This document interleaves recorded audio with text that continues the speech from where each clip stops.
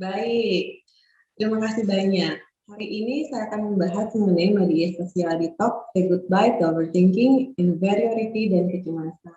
Saya membahas, saya rangkum dalam 4 tema utama. Yang pertama itu adalah sosial media review, kemudian apa itu overthinking, inferiority, dan kecemasan, supaya teman-teman memiliki wawasan mengenai arti dari masing-masing ini. Karena kalau kita mengetahui dari sudut pandang umum, biasanya akan jadi kabur gitu maknanya. Dan yang ketiga adalah mendeteksi diri. Sebetulnya kapankah kita harus melakukan media sosial detox? Nah, itu juga nanti kita akan coba untuk deteksi. Teman-teman bisa mulai juga mendeteksi secara mandiri ya. Terus kemudian tips untuk memulai sosial media detox juga akan saya berikan nanti di akhir. Ya, itu dulu.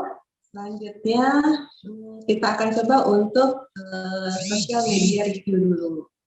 Ya, sosial media review itu sebetulnya tadi sudah dibahas juga ya di depan, kurang lebih apa saja sih sosial media yang selama ini teman-teman pakai, dan ternyata itu sangat banyak adalah Instagram ya. Nah, penggemar Instagram banyak sekali rupanya. Betul, ternyata bahwa Instagram itu karena hanya memuat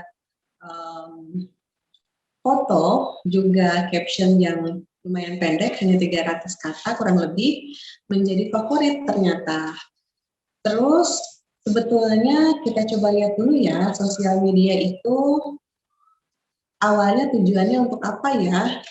Nah, kalau tadi dilihat ya, sosial media ini kan tujuan awalnya adalah untuk merekatkan hubungan yang jauh dan membuat jaringan pertemanan yang baru. Dan pada perkembangannya dapat menjadi media pemasaran di dunia maya. Nah, banyak sekali sebetulnya informasi yang bisa didapat dari media sosial ini.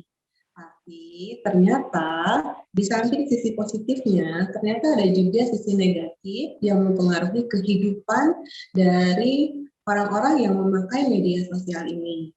Nah, kalau tadi sudah dibahas oleh Mbak Dita di awal, ternyata penggunaan media sosial ini dalam satu hari kurang lebih 4-6 jam. Oke, kita lihat ya, maksudnya kita review kembali gitu, 4-6 jam. Nah, kalau kita lihat waktu hidup kita selama satu hari itu adalah 24 jam. Terus kemudian dalam 24 jam kita kurangi waktu tidur ya. Karena tidur yang baik untuk orang dewasa itu kurang lebih 7-8 jam. Kita ambil waktu yang paling panjang misalnya 8 jam ya. Oke, dari 24 jam kita kurangi 8 jam jadi bisa 16 jam. Nah, dari 16 jam mungkin kita sebagai orang yang memiliki sisi spiritual, kita perlu untuk beribadah. Nah, kalau di dalam beberapa survei itu kemungkinan beribadah dalam satu hari antara 1-2 jam. Oke, dari 24 jam dikurangi 8 jam, waktu tidur dikurangi lagi 2 jam untuk waktu beribadah, jadi dapatlah sisanya adalah 14 jam. Jadi 14 jam kita adalah untuk berkegiatan. Dan ternyata dalam berkegiatan itu dikurangi 4-6 jam untuk mempergunakan media sosial. Artinya hampir setengah daripada kehidupan kita ya. Kita ambil panjangnya 6 jam misalnya ya. Hampir setengah dari waktu bangun kita itu ternyata dipergunakan untuk media sosial ini. Kebayang nggak? Kalau misalnya media sosial ini sebetulnya kita pakai untuk suatu pekerjaan, itu akan bagus gitu ya. Tapi kalau ternyata kita pakai hanya untuk menghabiskan waktu yang 4-6 jam, terus tanpa menghasilkan apa-apa, nah ini sebetulnya yang akan membuat kerugian gitu. Ya, oke. Balik lagi tadi tentang sosial media.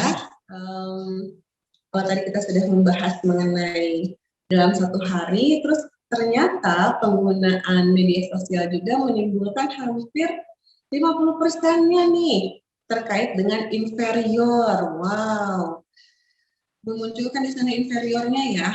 Kita nanti sama-sama persepsi dulu inferior itu artinya apa, terus kemudian teman-teman nanti bisa menceritakan kurang lebih inferior apa yang dilihat pada saat mempergunakan, dilihat dan dirasakan pada saat mempergunakan media sosial ini. Ya, oke. Sekarang kita kembali ke slide PowerPoint ya. Oke, jadi sosial media tujuannya memang awalnya adalah positif, tapi beriringan dengan tujuan positif ini ada juga hal-hal negatif mengikuti di belakangnya. Hal-hal apa saja itu sebetulnya? Dari beberapa kasus yang masuk ke saya, ternyata yang paling banyak itu adalah berkaitan dengan overthinking ketika mereka mempergunakan media sosial ini. Nah, kalau kita lihat overthinking ini bermakna bahwa overthinking merujuk pada kecenderungan berlebihan untuk memantau, mengevaluasi, dan mencoba mengendalikan semua jenis pemikiran. Bayang, semua jenis pemikiran dicoba untuk dikendalikan, gitu. Padahal sebetulnya kapasitas berpikir kita, kapasitas otak kita itu terbatas. Kalau boleh melihat dari sisi memori, ternyata kapasitas otak kita itu hanya kurang lebih mengingat 7 sampai 9 memori baru setiap saat gitu. Jadi kalau misalnya sudah lebih dari 9, itu dia akan balik lagi, artinya akan tertutup gitu. Dan masuklah si memori baru. Nah, jadi misalnya gini, kalau misalnya teman-teman mencoba untuk menghafal nama orang, misalnya ya, nama orang 1 sampai 9, itu sebetulnya maksimal kapasitas memori kita. Terus kemudian orang ke-1 kita sudah mulai lagi, sudah lupa malah. Itu nomor 1 siapa ya? Nah, apalagi ini kemudian pemikiran kita itu terus berpikir mencoba mengendalikan semua jenis pemikiran yang ada. Bayang ya, seperti apa semrautnya otak itu. Nah, efeknya ketika semraut pikiran itu sebetulnya berpengaruh pada bagaimana ketahanan tubuh kita. Gitu. Jadi di beberapa penelitian sebetulnya banyak yang menyatakan bahwa hasil dari perilaku overthinking ini itu akan berpengaruh secara fisik, terutama menyerang pada organ-organ yang dianggap lemah. Nah, gitu. Jadi kebayang ya, kita tidak tahu sebetulnya organ tubuh mana di tubuh kita yang lemah, tapi ternyata akibat efek pikiran yang overthinking ini, itu yang menyebabkan si organ yang tadi sudah lemah, tambah lemah dan akhirnya jadi sakit. Gitu. Ya, dalam beberapa penelitian ada yang menyatakan bahwa yang diserang adalah kemungkinan itu pada kulit, kemudian area tulang lambung, dan juga area kepala. Gitu. Nah, kenapa 3 bagian itu? Itu yang ternyata dari risetnya yang paling banyak. Nah, kebayang ya, kenapa bisa sampai munculnya di kepala? Itu tadi, kebayang banyak berpikir, kemudian berusaha untuk mengevaluasi, kemudian berusaha untuk memantau semua hal yang ada, kemudian mengendalikan, itu kan membutuhkan energi yang besar gitu. Sehingga akhirnya pada saat malam hari kita mau tidur, itu nggak bisa tidur sebetulnya. Karena si otak kita itu masih berpikir untuk mengevaluasi tadi. Nah, disitulah sebetulnya kerugian ketika kita menjadi overthinking gitu. Dan ada pertanyaan, kalau begitu sebetulnya overthinking itu apakah sudah dari sananya Atau memang sebetulnya kita nggak seperti itu? Ya betul. Coba kebayang, waktu masih kita kecil, usia masih taman kanak-kanak atau SD misalnya seperti itu ya, bagaimana kita pada saat mau tidur?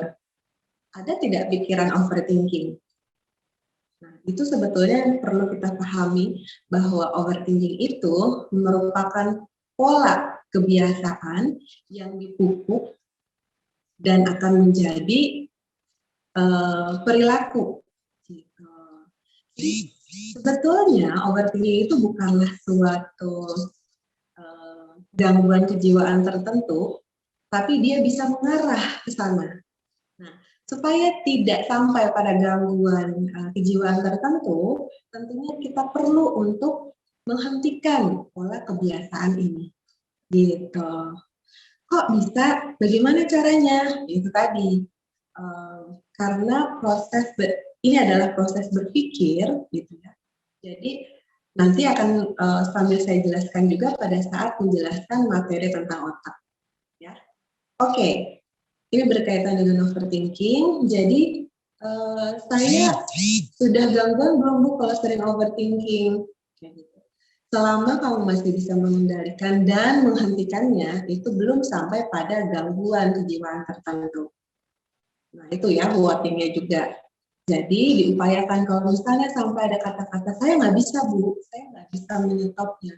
Oke, nanti di belakang akan kita coba bahas bagaimana cara kurang lebih membantu teman-teman untuk mengurangi dulu, karena kita tidak mungkin bisa langsung menyetop ya, karena itu sudah menjadi pola, gitu, pola perilaku atau pola kebiasaan untuk berpikir overthinking itu.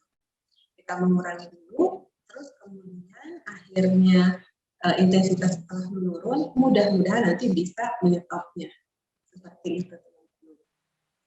Oke, kita masuk lagi pada, tadi kita bahasnya overthinking, inferiority, dan juga kecemasan. Nah, apa itu dimaksud dengan inferiority?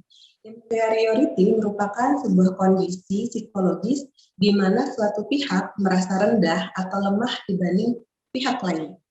Nah, inferiority ini sebetulnya ada di dalam overthinking. Jadi, perasaan merasa rendah atau lemah dibanding pihak lain itu muncul bersamaan dengan proses overthinking tadi, gitu. Begitu juga dengan proses kecemasan.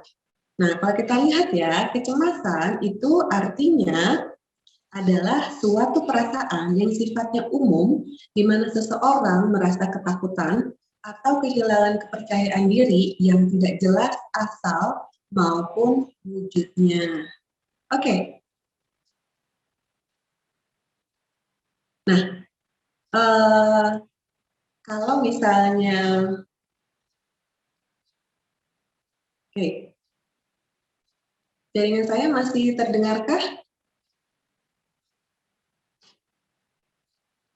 Halo. Masih Bu, masih terjelas, masih terdengar dengan jelas. Oke. Soalnya ada yang raise hand. Oke, baik, terima kasih. Balik lagi tadi ya, berkaitan dengan overthinking. Jadi, kecemasan itu juga salah satu bagian yang ikut di dalam cara berpikir overthinking tadi. Nah, kebayang ya, inferiority bercampur dengan kecemasan masuk di dalam proses berpikir si overthinking tadi. Dan informasi bahwa overthinking itu bermuatan negatif. Jadi kalau misalnya overthinking yang akhirnya berujung pada suatu ide, misalnya penemu-penemu ternama itu kan juga memiliki kecenderungan berpikir overthinking, tapi dia akhirnya menghasilkan suatu penemuan. Nah, ini sebetulnya bukan overthinking gitu, tapi memang dia memikirkan sesuatu secara berlebih namun ada tujuannya gitu. Sementara di overthinking dia berpikir berlebih secara negatif tanpa ada tujuan yang jelas. Nah gitu. Jadi secara produktivitas juga sebetulnya tidak ada. Itu ya. Jadi Di proses berpikir overthinking inilah inferiority dan kecemasan itu sebetulnya menjadi bagian seperti itu. Oke, ujungnya apa? Ketika si overthinking ini menjadi satu perilaku yang dipelihara, kemudian dipupuk, diberi air, akhirnya akan tumbuh subur. Nah, kita tidak berharap bahwa overthinking ini akan menjadi tumbuh subur di dalam proses berpikir kita. Nah, karena ujungnya nanti bisa mengarah pada stres. Jadi setelah overthinking, terus kemudian masuk ke stres, kita bisa ke PowerPoint selanjutnya berkaitan dengan stres. Nah, efek dari stres itu apa? Stres akan mempengaruhi organ tubuh terlemah seseorang sehingga ketika dia mengalami tekanan masalah, maka organ terlemah yang akan sakit. Tuh, sejalan kan dengan apa yang disampaikan tadi di awal di overthinking? Gitu. Nah, jadi selanjutnya stres juga bisa memicu gangguan fisik jika tidak diatasi dengan baik, berpeluang memperparah suatu penyakit fisik yang sebelumnya sudah ada. Jadi sakit fisiknya memang sudah ada, terus kemudian diperparah lagi. Itu memang jadi efek dari overthinking yang tadi dipelihara, dipupuk dan diberi air, akhirnya tubuh dengan subur itu menjadi stres. Ujung dari stres bisa sampai pada depresi. Nah, disinilah pada saat depresi inilah sebetulnya yang sudah begitu kronis ya, sehingga memunculkan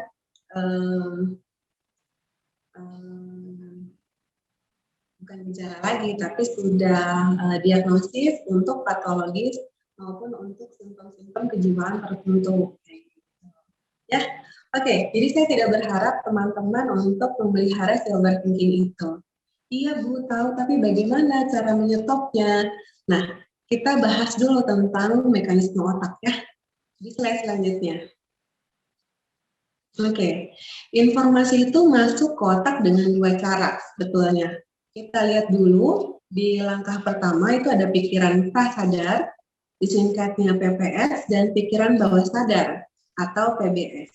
Nah, ini berpikirnya cepat, dia shortcut, otomatis, juga tanpa usaha, tanpa perlu dikendalikan, terjadi secara tidak sadar. Nah, misalnya kalau teman-teman di dalam bahaya, nah, berarti responnya kalau di step pertama ini biasanya hanya 3. Fight, flight, atau freeze gitu.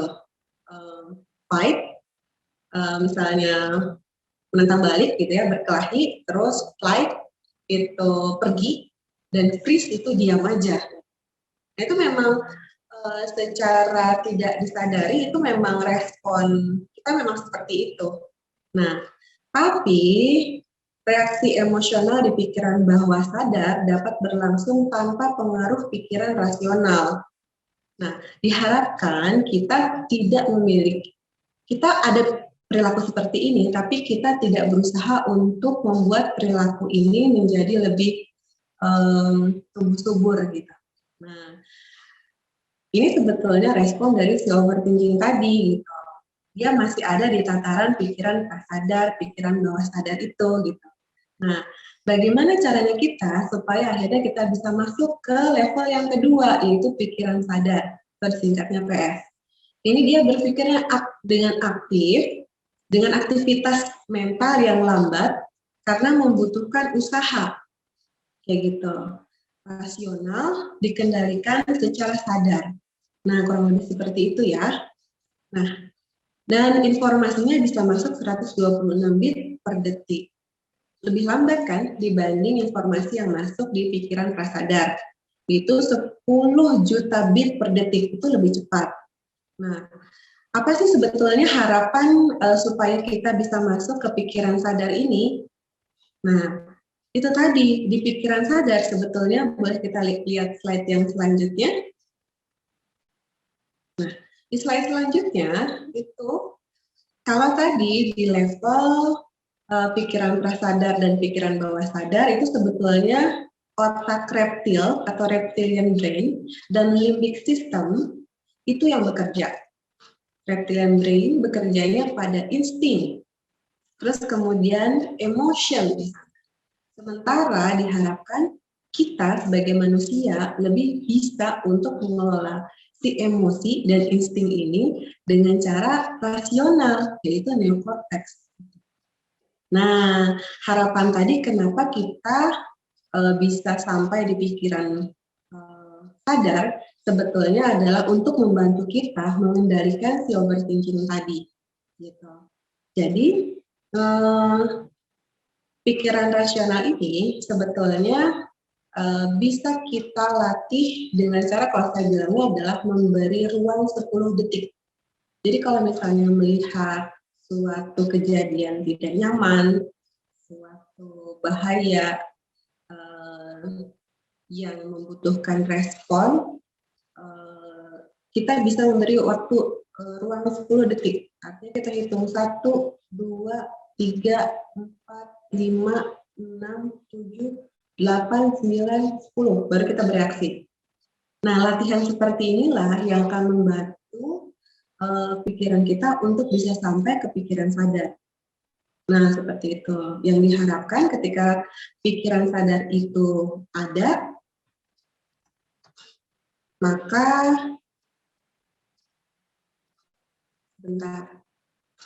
rational thinking kita pun akan ikut terlatih. Apa sih sebetulnya tujuan muncul si rational thinking ini, sehingga kita bereaksi tetap memikirkan keselamatan kita. Jadi gini ya, orang yang berpikir di area prasadar dan bawah sadar dengan cara berpikir instingtif dan emotion ini, pada saat melihat satu kejadian reaksinya langsung, tapi dia tidak memperhatikan lingkungan sekitar.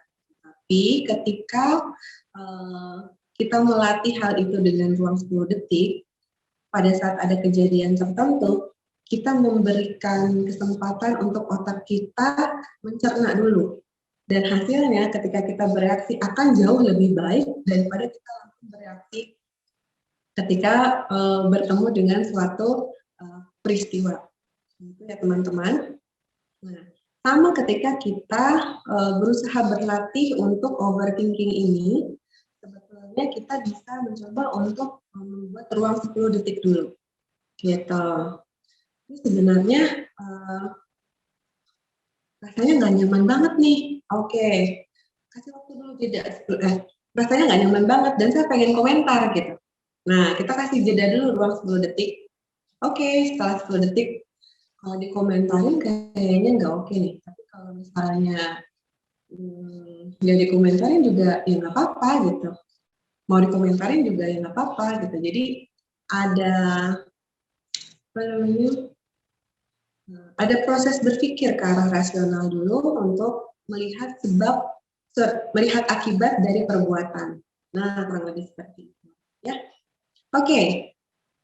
Nah, kita lanjutkan lagi. Kapankah kita memulai social media detox? Nah, ini tadi sebetulnya sudah saya singgung ya pada saat saya menjelaskan tentang overthinking.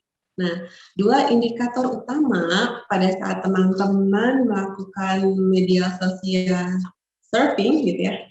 Nah, yang pertama adalah pikiran kita tidak menghasilkan apa-apa. Next ya, selanjutnya. Slide selanjutnya. Nah, pikiran kita tidak menghasilkan apa-apa dan pikiran kita malah mengganggu produktivitas kita. Nah, di saat itulah sebetulnya kita sudah mulai memikirkan untuk melakukan sosial media detox. Nah, seperti itu. Ya, ini benar-benar warning ketika pikiran kita tidak menghasilkan apa-apa, tapi kalau pikiran kita menghasilkan sesuatu dan itu ternyata bermanfaat, nah seperti itu. Atau misalnya teman-teman yang mahasiswa misalnya ya, jadinya mampu mengerjakan tugas gitu ya, dengan cara berpikir yang terus-menerus ya, dan akhirnya tugasnya menjadi baik dan bagus, itu sebetulnya produktivitasnya tidak terganggu. Nah, itu berarti belum masuk dalam kategori overthinking sebetulnya ya. Oke, lalu bagaimana tipsnya untuk kita memulai detox di media sosial? Ini selanjutnya ya, helpful tips. Nah, yang pertama adalah detox sendiri artinya adalah mengembalikan kendali, fungsi, dan keseimbangan alami dalam tubuh sehingga kita sehat kembali. Nah, kalau tadi ya, pikiran kita tidak menghasilkan apa-apa, terus produktivitas kita juga jadi malah terganggu. Sebetulnya itu kan kita imbalance ya, atau tidak seimbang. Nah, detox ini berusaha untuk mengembalikan apa yang sudah terganggu tadi menjadi lebih stabil. Gimana caranya? Kalau di media sosial, no posting, no liking, just living.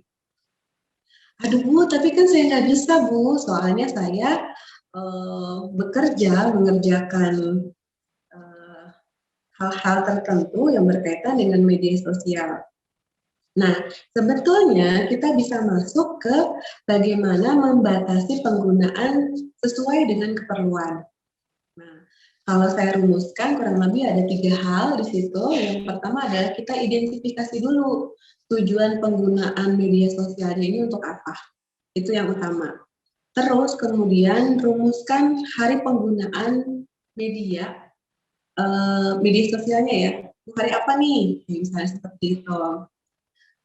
Misalnya Senin, Instagram, oke, berapa jam? Itu juga sudah harus dirumuskan. Terus kemudian karena tadi identifikasi tujuan kan yang pertama, artinya ketika buka Instagram mau apa nih yang dituju? Tujuannya apa nih?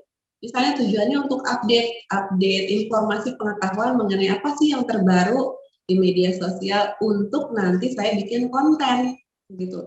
Nah, itu kan ada tujuan ya, ada purpose di sana. Nah, itu bisa gitu kita lakukan untuk surfing, membatasi diri kita untuk surfingnya jadi tidak sembarangan gitu. Nah, gitu ya. Terus kemudian media apa saja yang kita gunakan itu tadi. Mau hari Senin misalnya Instagram, oke. Terus kemudian berapa jam dan lain-lain itu harus betul-betul dirinci. Terus untuk kita membatasi penggunaan sesuai dengan keperluan. Nah, terus bila muncul gejala tidak nyaman nih, nah gitu ya, mau dibatasin tapi ternyata malah kebablasan. Terus akhirnya, aduh gimana ya ini? Nah, kita dapat menggunakan teknik-teknik yang dapat menenangkan diri. Nah, yang pertama itu adalah terkait dengan teknik, boleh lihat slide selanjutnya. Oke, nih teknik grounding ya. Jadi itu tadi, ketika kita tidak posting, tidak liking, terus kemudian just living, ternyata ada, aduh rasanya gimana ya? Kayak misalnya, mungkin di sini ada teman-teman yang mau berhenti merokok, dari proses merokok kemudian mau berhenti, itu rasanya seperti kurang nyaman gitu kalau bahasanya sakau, kurang lebih seperti itu ya. Jadi ada sakau juga sebetulnya di dalam kita bermedia sosial itu. Rasa yang tidak nyaman itu kemudian kita coba untuk netralisir dulu dengan teknik grounding sebetulnya. Jadi kita dapat menggunakan teknik grounding bertujuan untuk mengembalikan orientasi kita pada kondisi saat ini dan di sini. Jangan membiarkan diri untuk larut pada pikiran di luar sana. Nah, seperti itu. Jadi misalnya, aduh nggak nyaman banget nih, nggak enak banget nih. Nanti gimana dong kalau misalnya saya ketinggalan dengan informasi di luar, bagaimana? Nah, itu pikiran-pikiran itu yang terus muncul, kemudian kita gunakan ini. Jangan membiarkan diri untuk larut pada pikiran di luar sana, maupun membayangkan hal-hal yang terlalu jauh ke depan. Nah, seperti itu. Oke, perlu tenang dulu, agar bisa berpikir jernih dengan bantuan dari ruang 10 detik tadi ya, dan mampu melakukan kegiatan secara normal dan lebih baik lagi. Terus cara kerja teknik ini adalah mengalihkan perhatian sejenak ke dalam diri sendiri kepada hal-hal internal yang lebih netral. Misalnya apa, kalau lihat itu di sampingnya ada gambar orang sedang menarik nafas dan mengeluarkan nafas. Ya betul, pada dasarnya kita bisa mengalihkan pikiran kita dulu pada apa saja yang kita punya. Ketika kita masih bisa bernafas dengan tenang, dengan nyaman, dengan enak, sementara banyak orang di sana akibat COVID yang tidak bisa bernafas dengan nyaman, sebetulnya itu kan anugerah untuk kita, harus kita syukuri. Nah, kurang lebih seperti itu. Jadi, berupaya untuk melihat sisi internal kita, kelebihan kita. Nah, seperti itu. Jadi, itu bernafas dengan enak. Terus kemudian mata juga masih bisa melihat hal-hal yang kalau penyuka drama Korea ya, opa-opa yang ganteng, terus sama aktris-aktrisnya yang cantik-cantik luar biasa gitu. Itu masih bisa kita lihat dengan nyaman dan dengan enak. Terus kemudian kuping saya bisa mendengar ternyata dengan jelas. Nah, jadi kita berikan pada hal-hal internal yang memang ada di dalam tubuh kita untuk bisa mengurangi pikiran-pikiran bagaimana ya nanti kalau misalnya terjadi seperti ini, bagaimana ya terjadi seperti ini. Nah, itu. Terus kemudian ternyata kita juga bisa mengkombinasikan teknik ini dengan teknik pernapasan. Selanjutnya ada ya, yaitu menghitung nafas. Nah, gunakan timer atau jam tangan juga bisa ya, untuk menghitung berapa kali Anda menarik dan menghembuskan nafas dalam 1 menit. Jadi cek dulu, pasang timernya, terus kemudian bernafas seperti biasa hitung. Nah, setelah dihitung ternyata 15-25 napas per menit. Seperti itu. Berarti itu adalah aktivitas bernapas yang normal. Ya, itu. Dan di atas 25 napas per menit berarti tubuh berada dalam kondisi stres. Oke, terus kemudian kita beraktivitas lagi, terus ulangi lagi menghitung nafas. Nah, seperti itu. Beraktivitas kembali, kemudian balik lagi kita mencoba untuk menghitung nafas, dan sekarang usahakan bernafas perlahan dan sedalam mungkin, dan usahakan bisa mencapai 4-8 napas per menit. Masih belum bisa juga, ulangi lagi. Bernafas perlahan dan sedalam mungkin sehingga kita bisa mencapai kurang lebih 4-8 napas per menit. Ya, jadi kalau 25 napas per menit itu seperti terengah-engah ya. Nah, seperti itu. Nah, itu artinya kita mulai latihan lagi untuk bernafas perlahan. Kita berusaha untuk menahan nafas. Jadi itu sebetulnya membantu pikiran kita untuk fokus pada pernafasan kita. Nah, seperti itu juga cukup membantu untuk mengalihkan pikiran-pikiran yang tadi. Gimana nanti kalau, ya, kadang-kadang pikiran itu muncul, tapi kemudian coba untuk bernafas perlahan dan sedalam mungkin sehingga mencapai 4-8 napas per menit. Nah, selanjutnya kita juga bisa mengkombinasikan dengan yang selanjutnya teknik square breathing. Nah, ini juga teknik tarik nafas yang dalam dari hidung sekitar 4 detik atau 4 hitungan senyaman mungkin, lalu tahan sekitar 4 detik. Dan hembuskan dari mulut seperti sedang meniup lilin.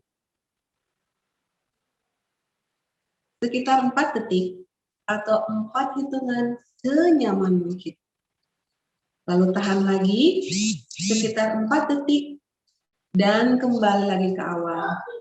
Kalau boleh lihat gambar di sampingnya ya, itu sebetulnya kotak dari square breathing. Gitu. Lakukan ini sebanyak 4 kali sambil memperhatikan perubahan pada tubuh dan perasaan. Kalau masih belum nyaman, ulangi lagi. Tarik nafas dalam dari hidung sekitar 4 detik atau 4 hitungan senyaman mungkin. Lalu tahan sekitar 4 detik dan hembuskan dari mulut seperti sedang meniup lilin. sekitar 4 detik atau 4 hitungan senyaman mungkin. Lalu tahan lagi sekitar 4 detik dan kembali lagi ke awal.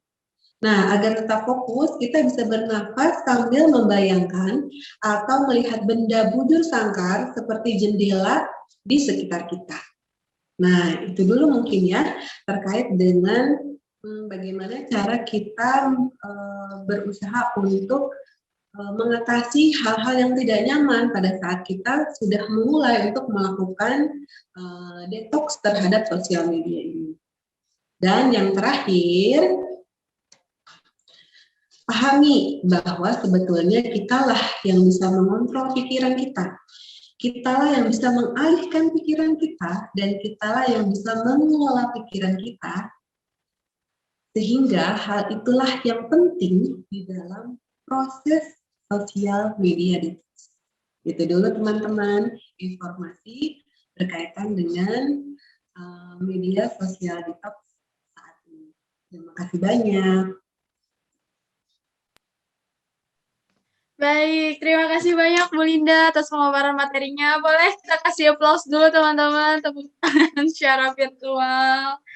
Oke, ya udah cukup banyak banget ya, tadi udah detail banget, dimulai dari definisi, tadi ya dari masing-masing perasaan ya, overthinking, inferiority, dan anxiety udah dijelasin sama Bu Linda semuanya, sampai ini juga ya, menjelaskan bagaimana otak kita bekerja kayak gitu. Bagaimana otak kita memproses informasi yang didapatkan tadi ya dengan kita mau fight, flight, atau mungkin freeze kayak gitu ya. Tadi bisa ada tipsnya juga, kita butuh waktu sekitar 10 detik gitu ya untuk memproses, oh ternyata begini gitu, oh ternyata kita harus bereaksi seperti ini gitu ya.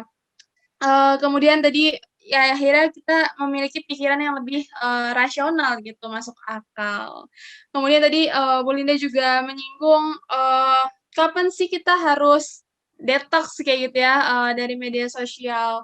Dan tips-tipsnya juga ketika tadi Bu Linda memaparkan cara-caranya itu saya turut ngikutin gitu ya, tarik nafas, tahan 4 detik, terus dikeluarkan pelan-pelan gitu. Jadi ikutan ini juga kebayang jadi lebih rileks kayak gitu kali ya, sehingga oksigen tuh bisa masuk ke otak kayak gitu ya, jadi otak bisa mikir lebih jernih. Satu pertanyaan boleh nggak Bu? Silakan.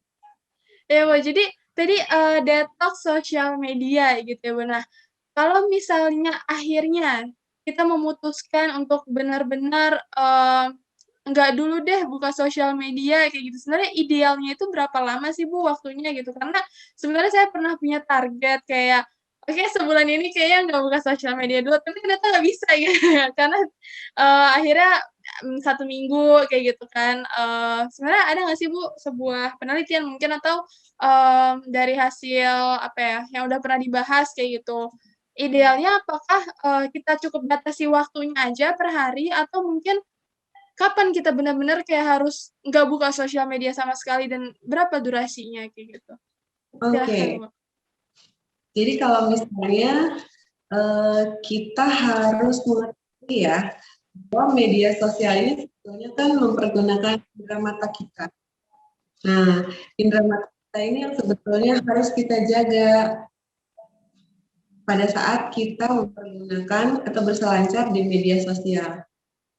Halo, suara saya terdengar kah? Ya, kedengaran Bu, kedengaran sekali. Soalnya seperti robot suara saya. Enggak, sudah bagus Bu. Ya, nah kalau dari asosiasi yang berkaitan dengan itu menyarankan antara 1 sampai 2 jam itu 1 hari penggunaan layar gitu. Jadi layar apapun itu, mau layar HP, layar TV, layar laptop, itu kurang lebih 1 sampai 2 jam. Nah, jadi tinggal nanti teman-teman yang halo. Iya, kedengaran Bu. Oke. Nanti tinggal teman-teman yang merumuskan, oke, sementara secara kesehatan saja disarankan sekitar 1 jam. Tapi ternyata penggunaan saya bisa sampai 6 jam, ada yang sampai 10 jam. Gitu. Bayang berarti dari 14 jam hidupnya, bangunnya. 14 jam bangunnya dalam satu hari, itu dia pergunakan 1 jam untuk bermedia sosial gitu. Berarti kan, dan ujungnya nggak ada apa-apa. Jadi apa yang dihasilkan tidak ada, Bu. Terus apa yang dibuat tidak ada. Terus cuman coba-coba aja dapat yang baru.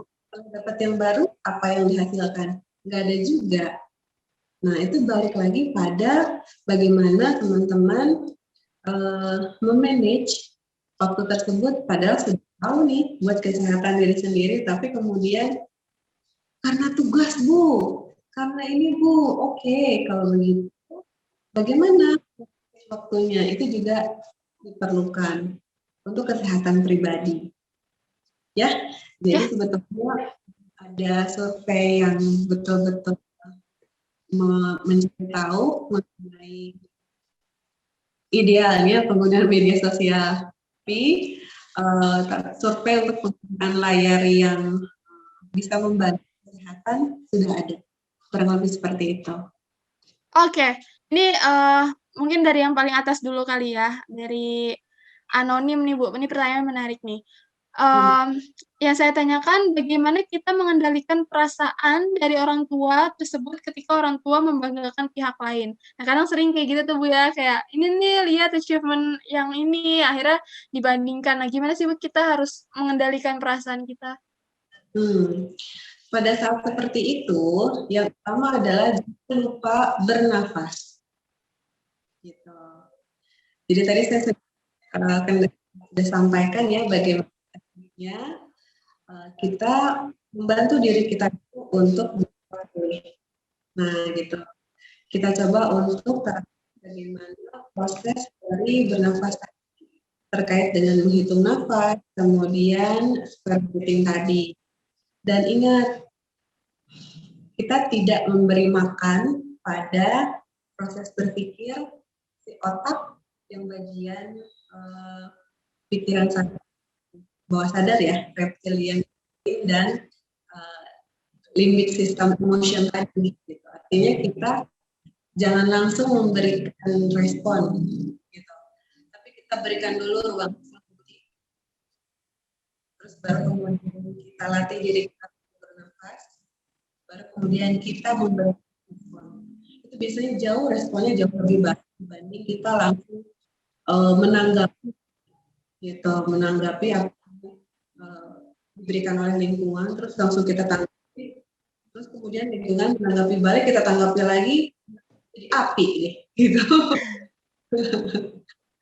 Nah, memang sebetulnya ini proses dan tidak bisa dalam satu kali. Tapi saya berharap teman-teman menikmati prosesnya.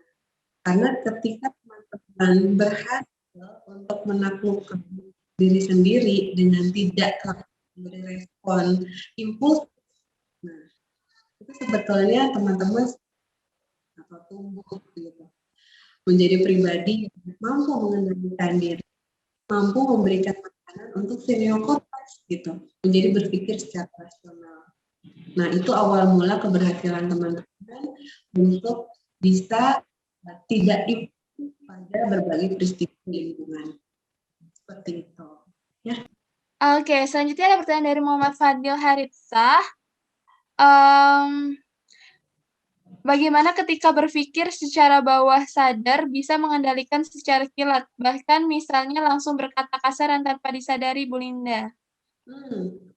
Ya, memang itu yang sering terjadi pada yang baru saja mau latihan untuk membuat si rational thinking ini menjadi lebih punya posisi penting dibanding si reptilian brain tadi, reptilian ataupun limbic system emotion tadi. Berproses, semuanya berproses gitu. Jadi ketika pertama kebablasan, masih belum bisa menerapkan rules kritik nih, ya nggak apa-apa, gitu. Latihan lagi, saya coba lagi, gitu. Tapi kemudian ketika teman-teman hadapi satu kejadian, terus kemudian ingat, belum praktekin ruang 10 detik, sebetulnya teman-teman sudah mampu mengendalikan diri, sudah menuju memberikan makanan pada si rational thinking tadi gitu. Nah, jadi saya sendiri mengapresiasi, wah selamat ya, kamu sudah mulai menuju ke arah lebih banyak rational thinking-nya gitu. Itu juga proses ketika mengapresiasi sendiri gitu. Sorry, ada baiknya ketika pas sudah mampu mengendalikan itu, kita mengapresiasi diri sendiri gitu. Oh iya ya, betul ya, aku bisa kepikiran kayak gitu kan dengan 10 detik tadi, berarti nanti berikutnya mau dilakuin deh misalnya kayak gitu. Bablasan lagi, aduh, gak berhasil nih melakukan ruang 10 detik. Wah, aduh, tapi harusnya melakukan itu. Oke, apresiasi diri. Sudah ingat dengan yang namanya ruang 10 detik tadi, tapi berusaha untuk memahami bahwa saya akan melakukannya lagi dan saya akan untuk mengendalikan reaksi spontan atau impulsif ini. Nah, kayak gitu. Jadi memang butuh proses banget. Kayak misalnya gini, sekarang Dita umur berapa? 23, Bu. Nah, selama 23 tahun, kita melatih si insting brain dan limbic system brain itu untuk terus berlaku impulsif. Kebayang ya, berarti 23 tahun tuh kita tadi kasih bibit, kasih pupuk, kasih air gitu. Terus tiba-tiba dalam hitungan 1 minggu, kita mau merubah itu. Kayaknya nggak fair ya dengan 23 berbanding 1 minggu. Nah, jadi bertahap dan bersabar di dalam proses itu. Gitu. Karena proses menuju ke perilaku baru ya, kalau penelitiannya kurang lebih memakan waktu minimal 2 minggu. Gitu. Jadi latihan minimal 2 minggu, terus kemudian proses untuk latihan dilakukan terus itu ada kurang lebih 2 minggu. Jadi sudah berapa minggu tuh? 4 minggu ya. Nah, terus kemudian berarti minimal kurang lebih 4 minggu atau 1 bulan. Nah, kita sudah mulai ada nih perilaku baru yang muncul di diri kita. Gitu. Tapi dengan catatan kita perlu untuk konsisten melakukannya. Gitu. Jadi jangan sampai kita sehari enggak, sehari iya, sehari enggak, sehari iya, terus kita lakukan konsisten. Seperti itu. Ini pertanyaan dari Muhammad Fadil di sini. Fadil juga on cam, salah seorang sahabat saya juga nih. Fadil, kita udah sering ketemu juga by virtual. Fadil, ada yang mau disampaikan mungkin atau ada tambahan? Ada respon? Silakan. Ya, oke. Sebelumnya kedengaran nggak suara saya? Iya, kedengaran, Fadil. Iya. Bismillahirrahmanirrahim. Assalamualaikum warahmatullahi wabarakatuh. Ya, terima kasih atas kesempatannya untuk moderator ya.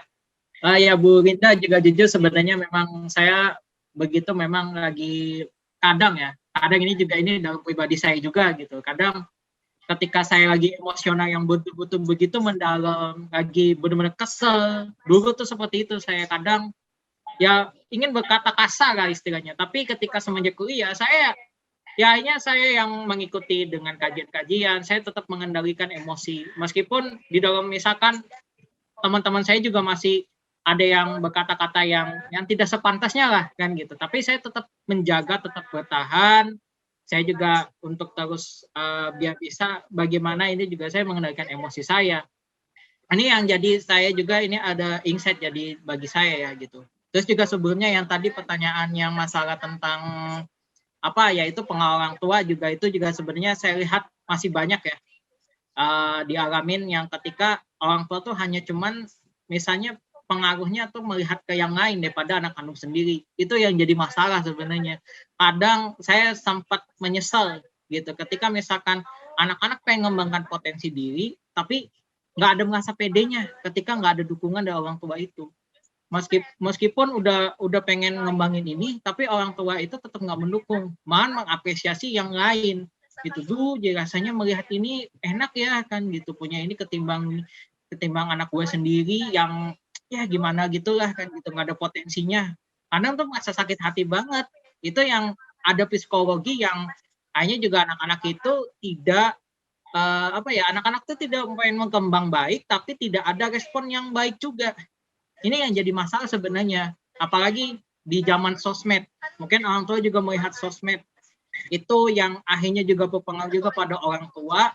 Akhirnya juga kadang misalkan nge-share ke WA gitu, atau nge-share ke via sekarang ada BIP, ada Telegram dan sebagainya. Itu kan yang akhirnya juga masa iri, tertekan kan gitu. Coba lihat tuh anak ini udah sukses tuh, udah punya ini, coba bayangkan kamu bisa nggak kayak gitu, kan kadang masa tertekan gitu ya. Kadang juga kita pengen ngembangin ini jadi nggak fokus, yang akhirnya ya berantakan dan menyerah.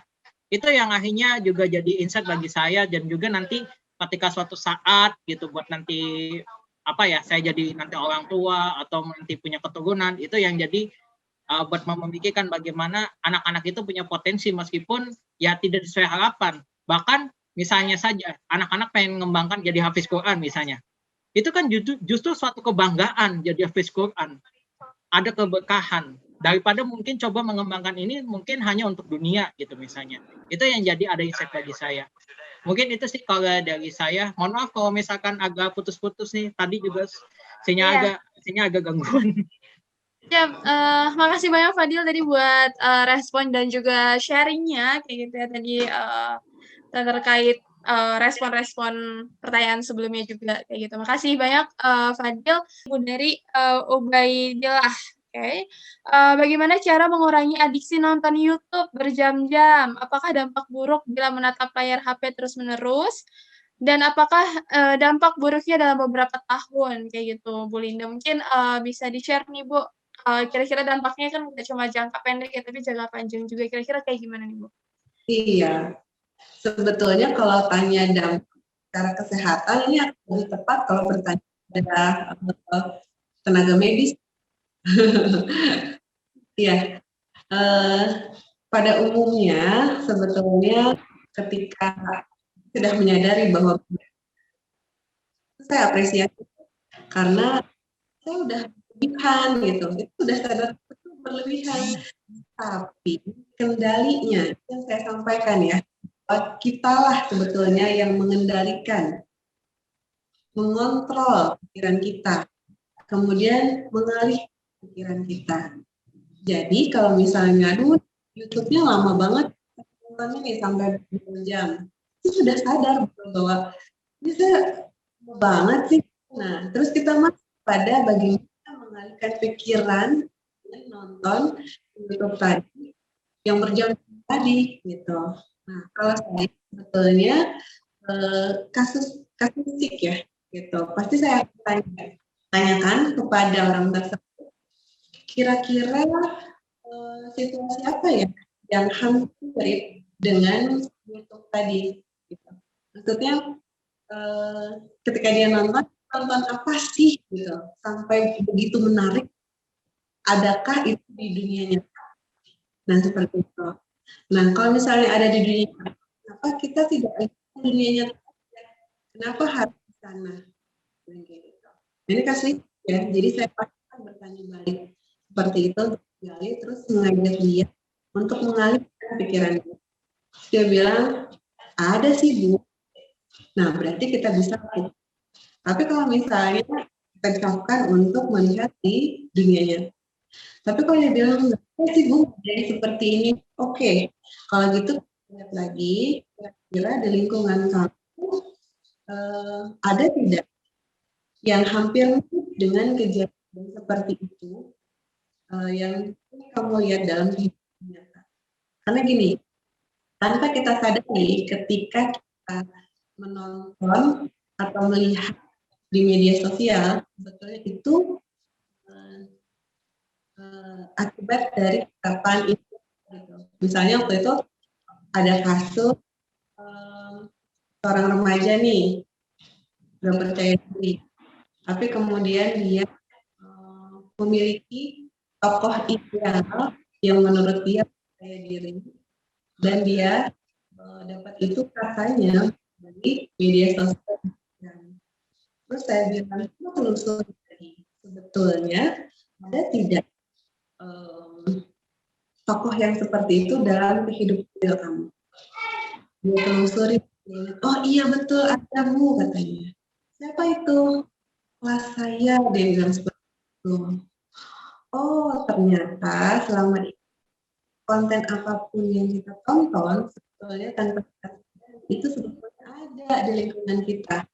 Itu yang mempengaruhi mindset kita untuk memilih tontonan, kemudian melihat Instagram dan lain-lain gitu sebetulnya. Itu yang memandu kita berselancar di media. Jadi kalau misalnya kamu bilang belum ada, artinya itu belum menyadari sebetulnya bahwa ternyata ada ideal situation di life sebetulnya. Dan ternyata itu sampai gitu kan di kamu. Nah, terus gimana dong caranya supaya kita akhirnya bisa mengalihkan? Oke, kalau gitu kamu yang ideal itu seperti apa? Nah, seperti itu. Idealnya untuk saya diri seperti apa? Saya bantu dia untuk mengidentifikasi, gitu, mengidentifikasi sosok ideal dari dia seperti apa. Terus dia bilang, oh yang ideal itu ternyata yang ceria, terus kemudian pintar bergaul, terus kemudian membantu siapapun. Tuh dia sudah mengidentifikasi persepsi ideal PD untuk dia. Oke, kalau begitu bagaimana caranya supaya bisa mencapai 3 hal ini? Membantu dia. Jadi kasuistik. Jadi tidak bisa disamaratakan langsung bahwa caranya akan sama untuk semua orang. Balik lagi saya bertanya kepada penanya nih, ya ketika menonton YouTube harapan idenya gitu, yang akhirnya muncul pada ditontonan itu apa ya sebetulnya? Bantu identifikasi dulu. Ketika sudah identifikasi, oh harapannya ternyata ini. Oke, sebetulnya bisa nggak dilakukan dalam kehidupan? Nah, seperti itu. Kalau misalnya bisa, mulai praktekkan seperti itu. Sehingga keinginan untuk bisa tonton akhirnya sudah tersalurkan dari depan dunia. Nah, kurang lebih seperti itu. Iya, oke, terima kasih banyak Bu Linda atas tanggapan dan responnya gitu. Jadi mungkin kita bisa lebih explore lagi ya di dunia nyata kita kayak gitu sehingga enggak hanya terfokuskan udah di YouTube gitu kan itu sebuah dunia yang berbeda gitu ya dengan dunia yang kita hidup sekarang gitu di nyata gitu. Oke, terima kasih Bu Linda. Ini pertanyaan terakhir Bu dari Ali. Bagaimana cara agar tidak overthinking ketika kita sedang membuat perencanaan hidup yang matang ke depannya?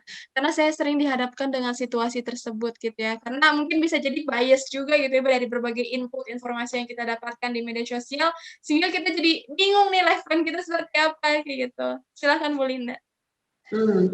Ini juga kasuistik ya. Jadi beberapa kasus klien saya juga ada yang sampai seperti ini. Jadi dia bahwa dia memikirkan tentang masa depan, tapi dia merasa khawatir nanti kalau pada saat masa depan saya gagal apa yang saya rencanakan. Nah, saya bawa teman-teman untuk masuk ke teknik grafis tadi. Nah, mungkin masih ya bahwa kita coba memperhatikan dulu apa yang menjadi pikiran-pikiran yang ke depan tadi gitu. Jadi supaya teman-teman bisa berpikir jernih gitu dan mampu untuk melihat dari sisi sekarang, bukan melihat dari sisi masa depan. Nah, ada juga yang bilang, iya Bu, soal nanti orang tua saya pasti bilangnya, tuh kan kemarin sudah dikasih tahu seperti ini, makanya jadinya seperti ini. Bentar dulu, apapun hasil akhirnya, selama kita berusaha melakukan yang terbaik, itu sebetulnya sudah merupakan usaha maksimal dari kita. Kita tidak bisa mengontrol lingkungan luar untuk berkata apapun, tapi kita bisa membantu diri kita untuk mengapresiasi diri kita dengan segala pencapaian kita. Nah, gitu ya. Jangan sampai omongan orang di luar malah membuat apresiasi terhadap diri kita jadi luput gitu. Kita bisa mengapresiasi diri kita. Ada juga yang menyatakan kalau kita tidak mulai mengapresiasi dari diri kita, bagaimana kita bisa mengapresiasi orang lain kan? Seperti itu. Ya, jangan sampai lupa untuk mengapresiasi apapun itu yang menjadi pencapaian kita, walaupun lingkungan terdekat kita belum bisa mengapresiasi sesuai keinginan kita. Kita pasti harapannya seperti ini apresiasinya, tapi kenyataannya seperti ini. Nah, gitu ya. Sama seperti dengan sharing tadi ya, bahwa ternyata ada diskrepansi atau perbedaan di sini antara harapan orang tua dan harapan anak. Nah, kalau saya sih menyarankan untuk duduk bareng, gitu, duduk bareng di sana untuk berdiskusi. Memang pertama kali diskusinya kan akan berapi-api gitu. Tapi kemudian balik lagi untuk berdiskusi. Nah, kayak gitu. Jadi sangat berproses di sini. Kebayang gitu. Kalau misalnya harapan kita satu kali duduk, terus kita duduk bareng, terus kita ketemu solusi, itu sebetulnya harapan ideal kita. Tapi pada kenyataannya, itu sebetulnya yang butuh proses tadi saya bilang, nggak ada kan. Kalau misalnya hitung usia, seperti tadi ya, balik lagi ke Mbak Dita, bahwa usia Mbak Dita sudah 23 tahun gitu, pola berpikir seperti itu, kayak seperti itu gitu. Terus dia berharap perubahan yang drastis dalam 1 minggu, itu kayaknya belum gitu. Karena di dalam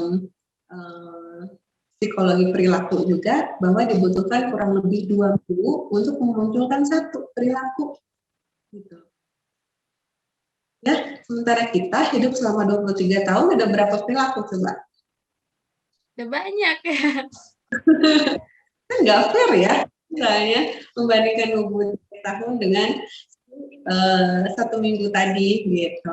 Terus belum lagi prosesnya itu saya bilang tadi sampai kurang lebih 1 minggu atau 1 bulan. Jadi,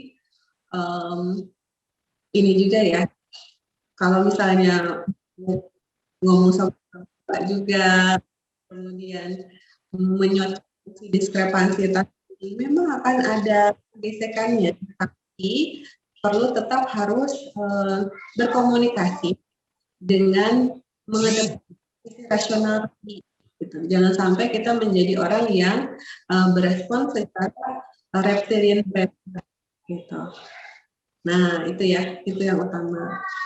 Itu dulu mungkin ya, sudah mencukup belum Iya, ya? betul. Ya, terima kasih banyak Bu Linda atas tanggapannya. Jadi self appreciation dan kita nggak bisa ngontrol gitu ya apa yang orang lain mungkin ekspektasikan atau katakan kayak gitu. Tapi kita bisa mengontrol diri kita sendiri kayak gitu ya. Jadi self control juga sangat penting gitu. Bu Linda mungkin terakhir untuk closing statement nih Bu untuk teman-teman semua di sini untuk merangkum apa yang sudah kita diskusikan pada malam hari ini. Silakan Bu. Iya, terima kasih. Sebetulnya saya harap teman-teman bisa menikmati setiap proses pada saat berupaya untuk melakukan detox ini, gitu. Karena detox itu tujuannya adalah untuk mengembalikan kendali fungsi dan keseimbangan alam tubuh sehingga kita sehat kembali dan kita bisa fully functioning atau berfungsi secara utuh. Akan membutuhkan banyak proses melewati banyak hal dalamnya, gitu. Proses self appreciation juga diperlukan di sana untuk membuat teman-teman untuk merasa bahwa you are not sebetulnya.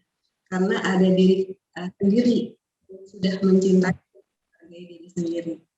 Nah, ketika kita mencintai dan mengapresiasi diri, maka apresiasi kita untuk lingkungan juga akan jadi besar.